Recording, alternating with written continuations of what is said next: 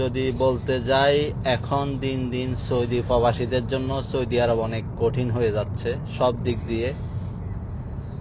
শেখ সাহেব কি আমার সাথে শত্রু নামি শুরু করছে কিনা আমি জানি না। আমি লাইভ ভয়েস দিয়ে ভিডিও করতে গেছি, ঠিক ওই সময় ও লাইভটা চালু করছে টিকটকে, মানে লাইভ চালু করে মানুষের সাথে কথা বলতেছে। ওর এগুলা পরিকল্পনা মাফিক, আমি দেখে বুঝতে পারি ও দুষ্টামি করে হোক বা এমনি হোক লাইভটা চালু করছে। তখন ওর লাইভ চালু করার কোনো প্রয়োজনই ছিল না। আমি যতক্ষণ পর্যন্ত গাড়িতে ছিলাম ততক্ষণ পর্যন্ত ওর লাইভটা চালু ছিল।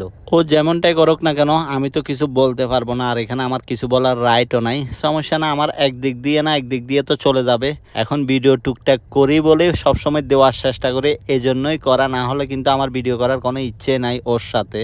যেমন ভিডিও করি না কেন সেটার কোয়ালিটি ভালো হোক আর খারাপ হোক, সেটাকে নিজে সব কিছু করেই তারপর দেওয়া লাগে, সেক্ষেত্রে অনেক সময় লেগে যায়। শুরুতে আমি যেমনটা বলতে লাগছিলাম সৌদি আরব সম্পর্কে, সেটা আর আজকে বলা হলো না, বলার মতো মোডও নাই, চলে গেছে শেখ সাহেবের এগুলা দেখে। ভিডিওটা আজকে আর তেমন একটা লম্বা করবো না, এতটুকুর মধ্যেই শেষ করব। সবাই ভালো থাকবেন ইনশাল্লাহ। আসসালামু আলাইকুম।